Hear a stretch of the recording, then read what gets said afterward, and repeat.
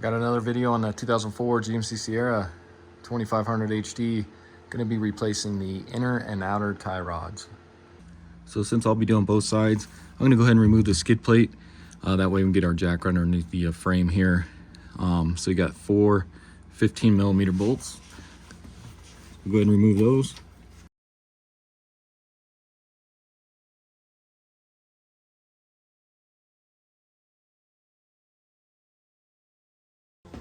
Next, go ahead and grab a couple jack stands. You can see I already got my other side set up. I'm gonna go right underneath the frame rail here.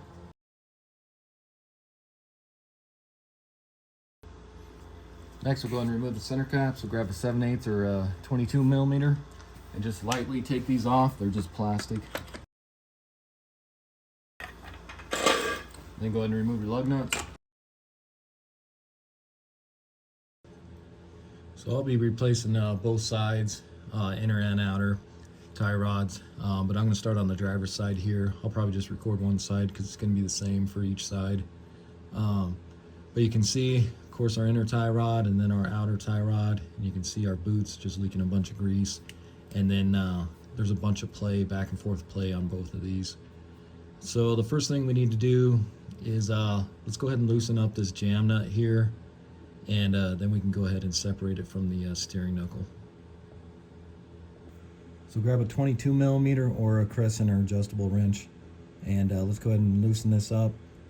So you want to go towards the top of the truck, since we're on the driver's side here.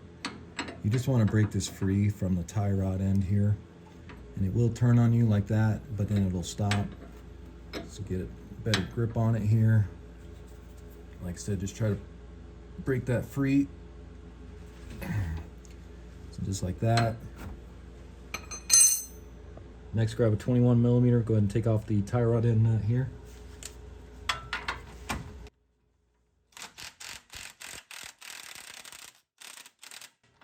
And as you can see, that's just turning on me. So if that starts turning on you, what you can do is grab a pair of vice grips here. Just kind of get on the top portion of that. You just want to keep that from turning. Grab your wrench, 21mm, and just kind of loosen that up. And you can see that stops that from turning.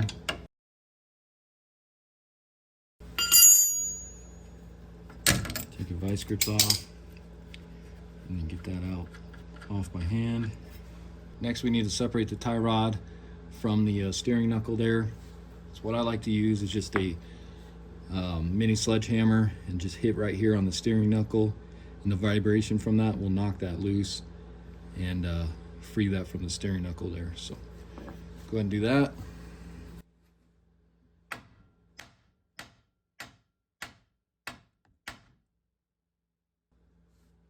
Kind of like that, and then drop that down, get that up out of the way here. So now I'm going to remove the outer tie rod end, and what I'm going to do is this will unscrew just like that. So what you want to do is count how many times this goes around, and then we'll put the new one on the same way. So you want to go, so there's 1, 2, 3, 4, 5, 6, 7, 8, 9, 10, 11, 12, 13, 14, 15, 16, 17, 18, 19, 20, 21, 22. So right there. So 22 turns is what we need. So I'm gonna go ahead and write that down so I don't forget. So now crawl up under here, and so if you move your inner tie rod in here, you can see, get all this grease out of the way here. But you can see we can get a wrench on there. I'm just gonna use an adjustable crescent wrench. So go ahead and get that on there. for the driver's side here, you're going to push toward the back of the truck here. So that's just going to unscrew. So make sure you're on there good.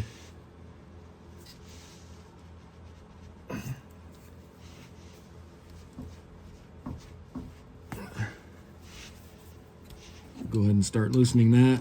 And that has thread locker on it, so that's probably, it's a little tough getting these off.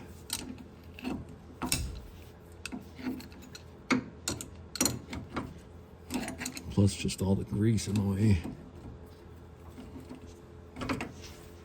Let me get some of that grease out of there because I keep slipping on it.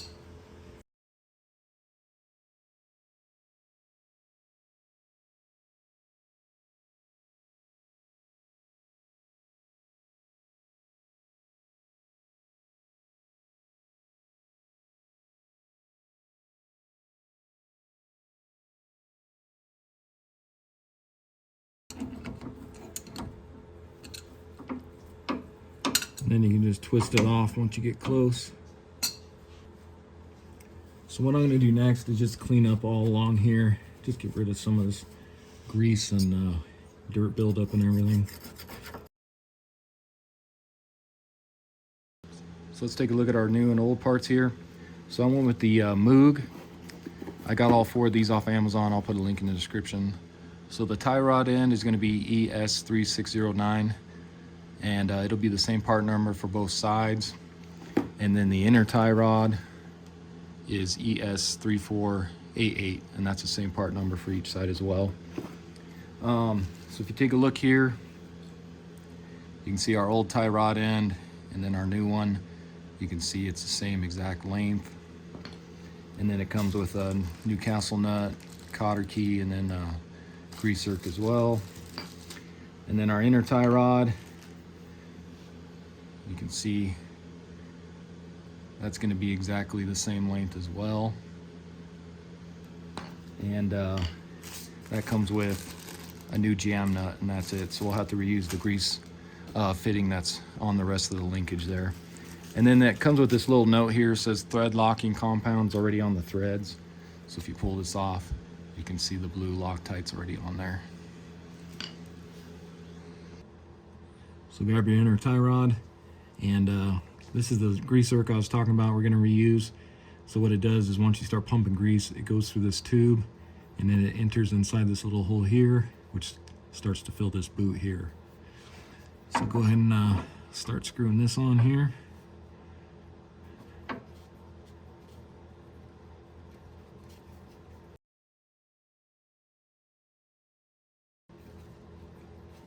Get that tight. Grab your adjustable wrench.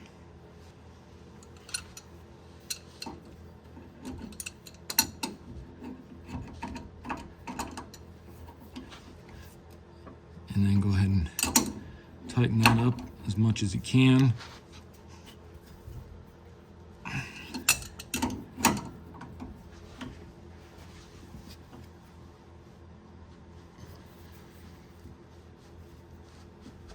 It's pretty much like that.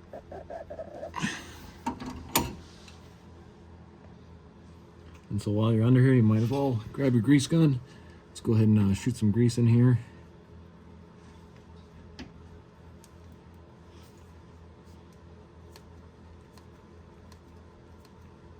And then just watch your boot here. Just start filling that up.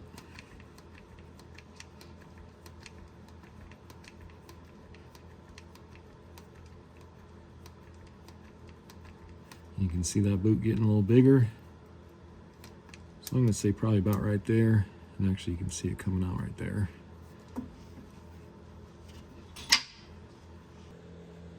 Next, go ahead and grab some anti-seize. I like to just coat these threads here, some anti-seize. Your alignment guy will like that.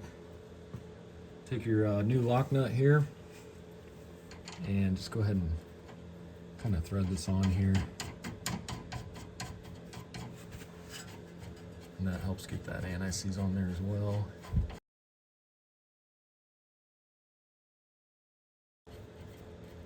Just like that, and then back it up some. Next, grab your tie rod end. and we counted 22 full turns, and it came off exactly like this. So go ahead and stick this on there. We'll do, there's 1, 2, 3,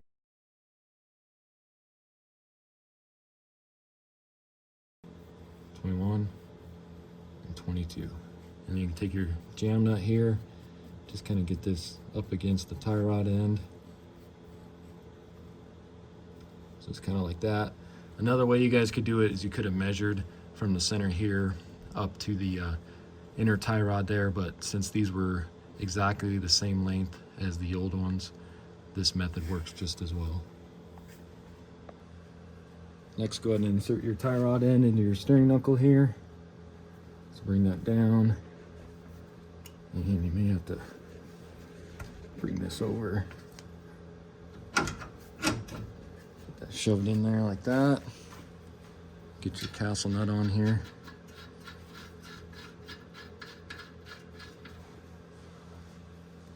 Grab your 21 millimeter. Go ahead and tighten that down.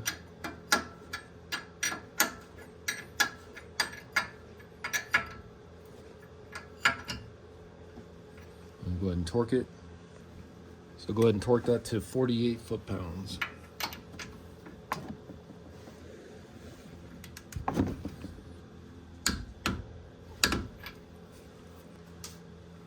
Then grab your cotter key here. Stick that through. And it looks like we're hitting on the castle nut there, so I'm gonna have to tighten that a little more. And then you always want to tighten these, you never want to loosen them to get the cotter key in. So let me just try and go a little more here. Get it through like that. And you can just use your finger.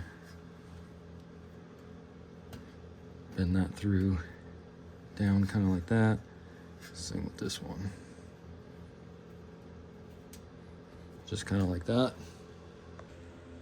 Then go ahead and grab a 9/32 socket or wrench, and let's go ahead and get this grease zerk in here.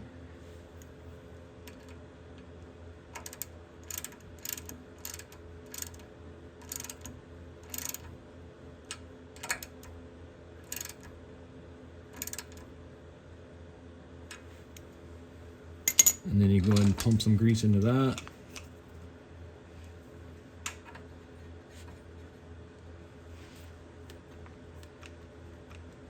And then again, watch your boot fill here.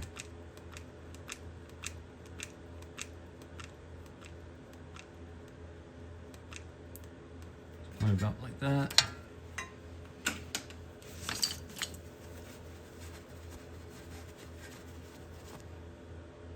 Next, grab your 22 millimeter. Let's go ahead and tighten up this lock nut here.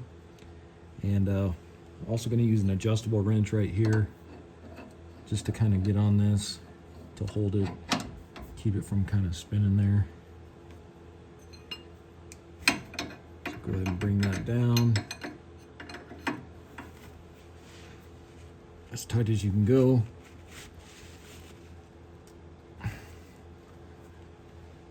Like that. Alright guys, so that's all there is to it. I'm going to go ahead and do the passenger side here. Should be the same exact procedures. Okay, so I went ahead and got this side all done as well. Got my tire back on and everything. And there's no difference from the driver's side. It's exactly the same. And then as you can see, also got a new ball joint there on the bottom there. I did that before these tie rods. So if you guys are interested how to do that, check that video out. And then I also replaced the upper control arm with the ball joint not too long ago on this truck. So if you're interested in that, go ahead and check that video out as well. So now let's go ahead and get our tire back on here.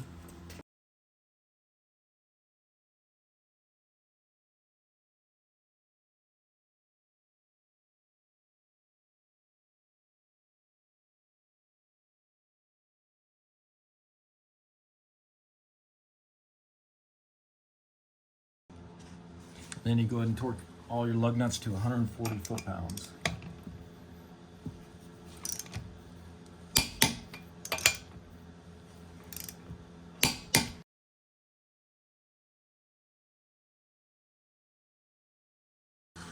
Grab your center cap, and I like to just do these by hand so I don't break them.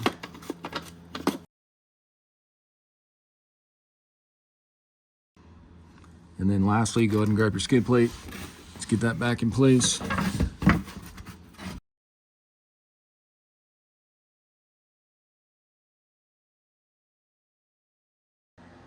Okay, so that's going to be it for the video. Again, this was a 2004 GMC Sierra 2500 HD. Went ahead and replaced the inner and outer tie rods.